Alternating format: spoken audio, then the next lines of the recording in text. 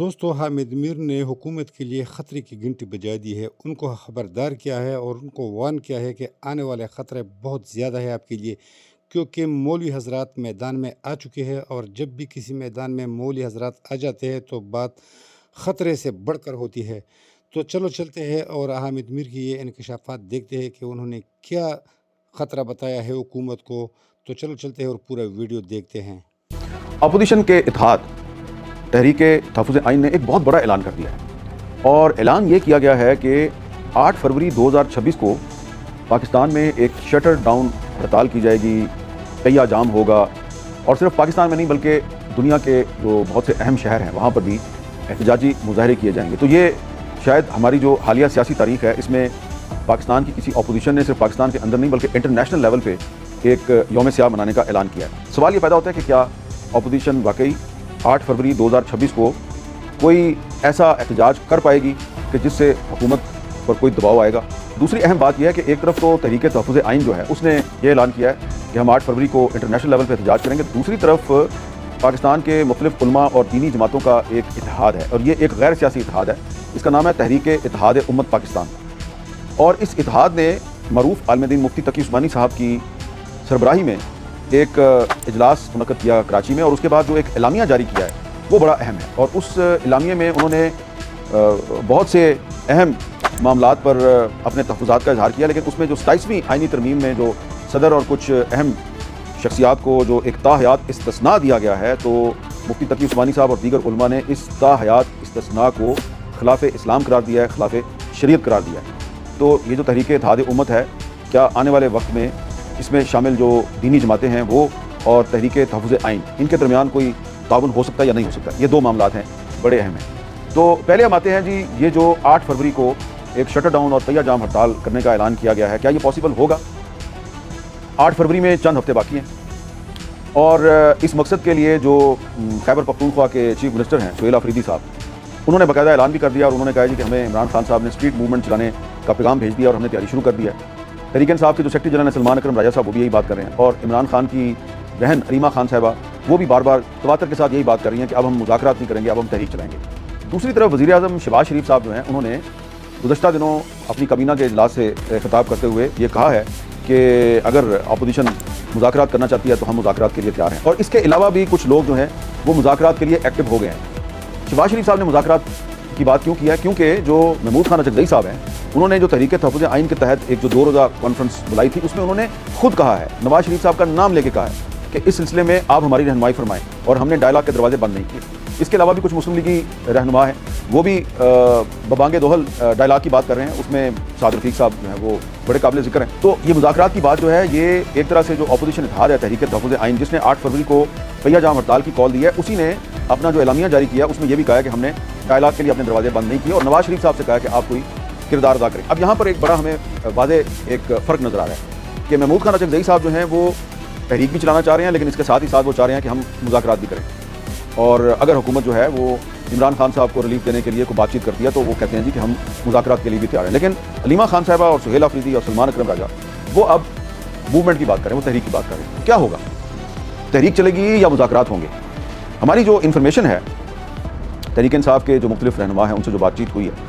Information یہی ہے کہ تحریک انصاف جو ہے وہ اب حکومت کے ساتھ مذاکرات میں بالکل سنجیدہ نہیں ہے، اور جو وزیر اعظم کی طرف سے بھی جو مذاکرات کی دعوت دی گئی ہے، تحریک انصاف کا خیال ہے کہ یہ ہمیں تحریک چلانے سے روکنے کی ایک کوشش ہے۔ اب فرض کریں کہ مذاکرات نہیں ہوتے تو کیا ہوگا؟ 8 فروری سے پہلے حکومت جو ہے وہ کیا کچھ کر سکتی ہے؟ حکومت کے پاس بہت سے آپشنز ہیں۔ ایک تو حکومت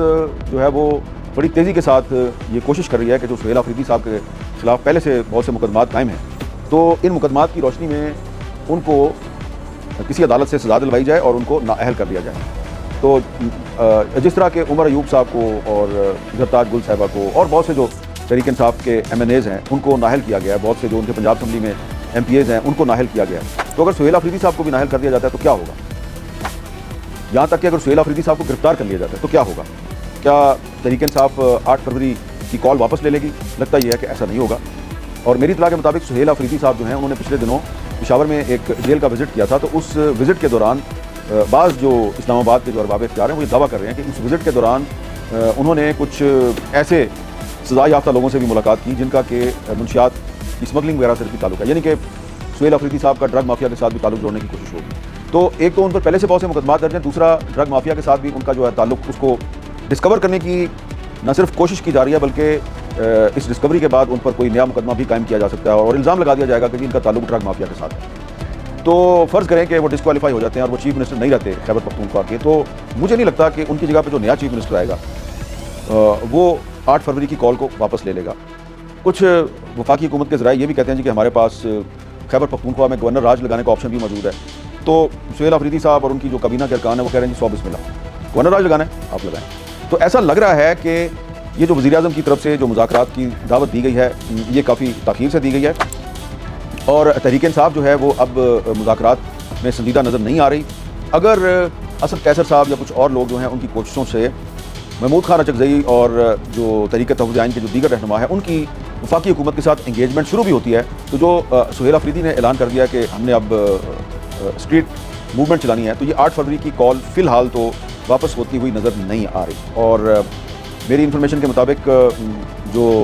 सुहेल अफरीदी साहब हैं उनकी स्ट्रेटजी ये होगी कि पहले मरहले में वो इस्लामाबाद पर यलगार तो नहीं करेंगे, वो कोशिश ये करेंगे कि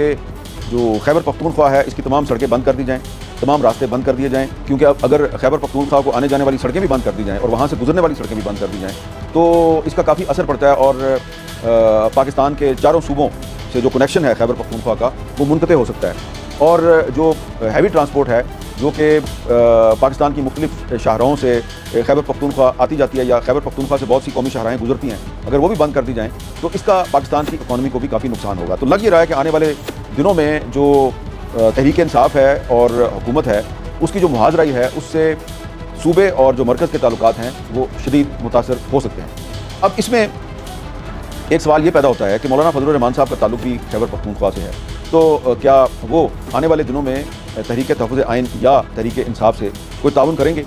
अभी फ़िलहाल तो जो तहरीक इत्तेहाद उम्मत है उसने जो एक बड़ा तफसीली एलामिया जारी किया है उसमें तो सिर्फ कुछ अहम मामलात पे तहफ़्फ़ुज़ात का इजहार किया गया है। ये नहीं कहा गया कि हम कोई तहरीक चलाएँगे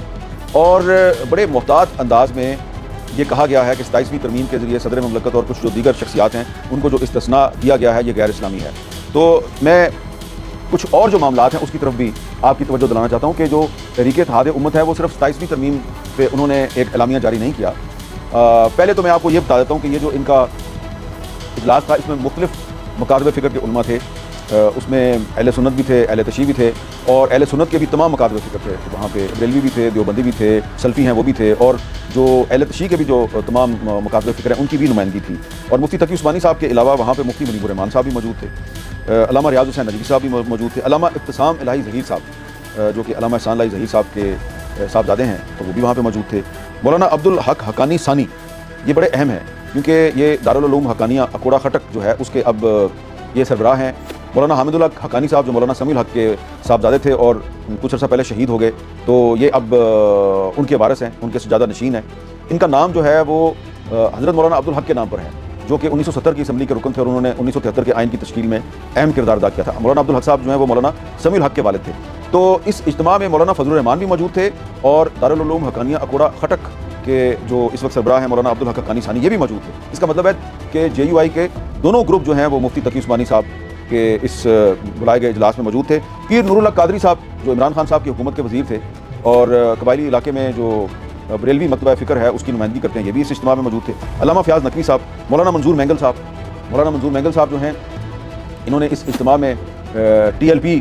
की जो क़यादत है उसकी जो गुमशुदगी है उसका भी मसला उठाया और ये भी बड़े अहम आलिम दीन हैं। तो इसके अलावा भी बहुत से उलमा थे जिनके अगर मैं नाम लेना शुरू करूं तो काफ़ी लंबी फहरिस्त है। तो ये तमाम मकातब फ़िक्र की यहाँ पे नुमाइंदगी थी। तो इन्होंने जो एलामिया जारी किया है वो एलामिया 27वीं तरमीम से शुरू नहीं होता, वो 26वीं तरमीम से शुरू होता है जिसकी कि मौलाना फजलुर रहमान ने भी हमायत की थी और मुफ्ती तकी उस्मानी साहब ने भी हमायत की थी। और इस तहरीक इत्तेहाद उम्मत का जो एलामिया है उसमें कहा गया है कि आइन की 26वीं तरमीम का ये एक मुस्तहसन फैसला था कि मुल्क से रिबा यानी सूद के खात्मे के लिए एक मुईन मुद्दत मुकर्रर कर दी गई थी जो 31 दिसंबर 2027 को ख़त्म हो रही है और 1 जनवरी 2028 से सूदी निज़ाम को मुकम्मल ख़त्म करके इस्लामी मालियाती और बैंकारी निज़ाम नाफिज करना था। इस सिलसिले में स्टेट बैंक से तमाम बैंकों को हदायत दी गई थी कि वो मज़कूरा मुद्दत में अपने तमाम माली मामलात को सूद से पाक कर लें। लेकिन एलामिया कहता है कि इस मुबारक अमल को सबूताज करने और रुकावटें डालने का सिलसिला शुरू हो गया है। बावसूख ज़राए से हमें ये मालूम हुआ है कि वज़ारत कानून की तरफ से एक यादाश्त तैयार की गई है जिसमें इन बैंकों को इस हुक्म से मुस्तस्ना करने की तजवीज़ पेश की गई है।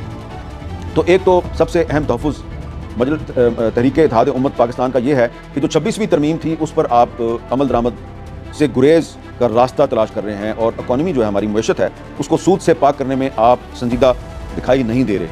اور دوسرا اس کے بعد پھر انہوں نے 27ویں ترمیم کا ذکر کیا ہے کہ حال ہی میں دستور پاکستان میں 27ویں ترمیم انتہائی اجلت میں منظور کی گئی۔ اس ترمیم میں متعدد امور عدلیہ کی آزادی پر قدغن کے حکم لگائے گئے ہیں، لیکن ایک بات قرآن و سنت سے صراحتاً متصادم ہے اور وہ یہ کہ صدر مملکت